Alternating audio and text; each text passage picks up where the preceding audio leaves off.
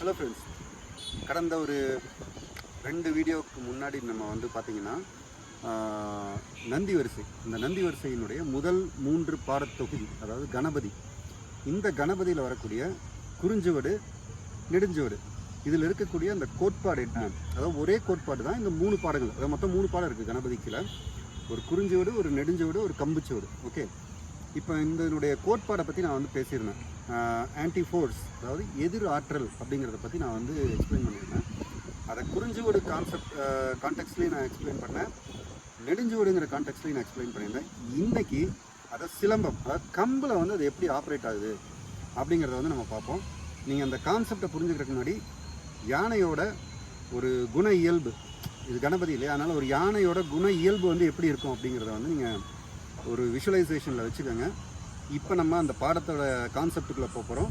அந்த பாடம் நீங்கள் முழுசாக பார்க்க மாட்டீங்க. ஆஸ் ஆல்வேஸ் என்னுடைய ஒரு பார்ட், அதாவது நான் விளக்குவதற்கு எது எனக்கு தேவையோ அந்த பார்ட்டை மட்டும் எடுக்கிறேன்.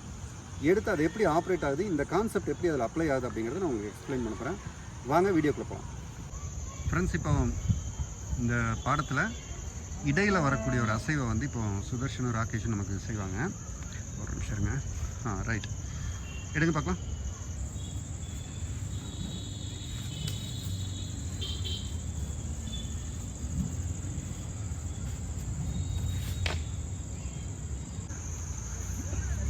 இப்போ இவங்க பண்ண இந்த அசைவினுடைய சண்டை வந்து எப்படி இருக்கும் அப்படிங்கிறத ஒரு வாட்டி பார்த்துக்குங்க. அதுக்கு பிறகு அதில் அந்த கான்செப்ட் வந்து உங்களுக்கு நான் எக்ஸ்பிளைன் பண்ணுவேன். ரைட், பாருங்கள் சண்டை எப்படி வருதுன்னு பாருங்கள். இந்த சின்ன பீஸோடது மட்டும் நான் நிற்கிறேன், கவனிங்க. ஒரு சுருளேட், ரைட், அப்படியே தலையில் கட்டி, ரைட், வந்தாச்சா பாருங்க, ரைட் பாருங்க, ரைட்.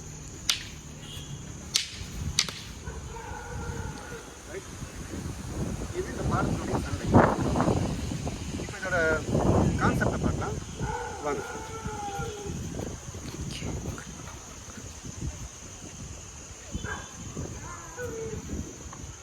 கவனிங்க, யானையோட குண இயல்பு, ரைட், அது வந்து இப்போ நீங்கள் இந்த யானை மதம் பிடிச்ச யானையோட வைரல் வீடியோஸ்லாம் போய் பாருங்கள்.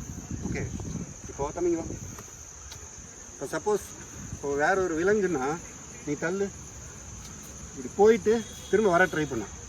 யானை அப்படி இல்லை, தள்ளு, இப்படி ஏறி வரும். அதாவது எதிரியோட பவரை ஓவர் பவர் பண்ணும். நான் சொல்கிறேன் இல்லையா, ஆன்டி ஃபோர்ஸ். கவனிங்க, அவன் வந்து என் கம்பை கட்டுறான், ஆனால் என்ன நடக்குது பாருங்க. கவனிங்க, மொதல் அடி காலுக்கு மாற்றி கட்டுறான். இப்படி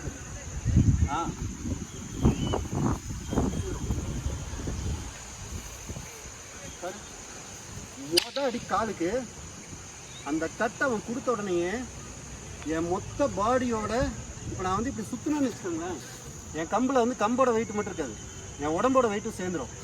கவனிங்க, மொதல் அடி காலுக்கு கட்டிட்டான். இப்போ போனது என் கம்போட வெயிட்டு தான் போயிருக்கு. இப்போ பாருங்களேன், மொத்த பாடியோட வெயிட்டும் சேர்ந்து போகும். ஒருவேளை இவன் வந்து யானையோட நான் சொன்ன மாதிரி மேக்ஸிமம் பவர் வந்து அப்ளை பண்ணும், அசர்ட் பண்ணும், ரைட். இப்போ ஒருவேளை இவன் மொதல் கட்டில் வந்து என்னை டியூப் பண்ணுறான்னு வச்சுக்கோங்க, என்னை ஏமாற்றிட்டு சைடில் ஏறுறான். இப்போ கவனிங்க, அப்போ என்ன நடக்குது பாருங்க. மொதல் கட்டுக்கு இவன் ஏமாற்றிட்டான், சைடில் வந்துட்டான், ரைட். அப்போ கூட என்னோட 2வது அடியோட ரேஞ்சில் தான் இருக்கிறான். ஆனால் கூட நீங்கள் அந்த மூமெண்ட்டை பாருங்க, இப்படி வரும். புரிஞ்சுது இல்லையா? அந்த மூமெண்ட் பாருங்க, இல்லை ஏறி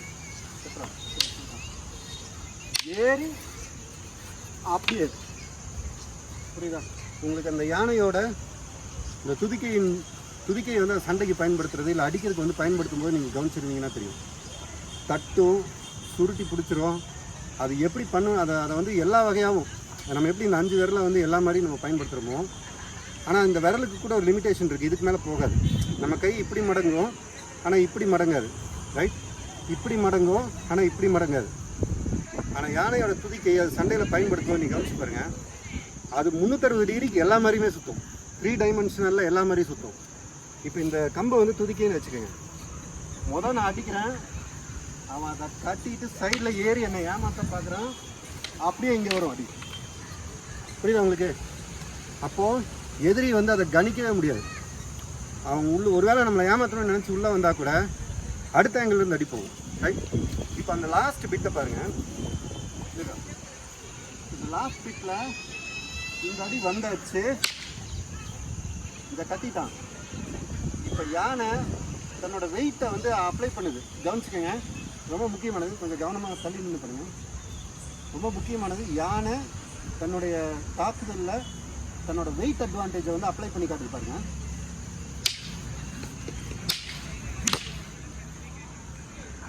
புரிஞ்சா?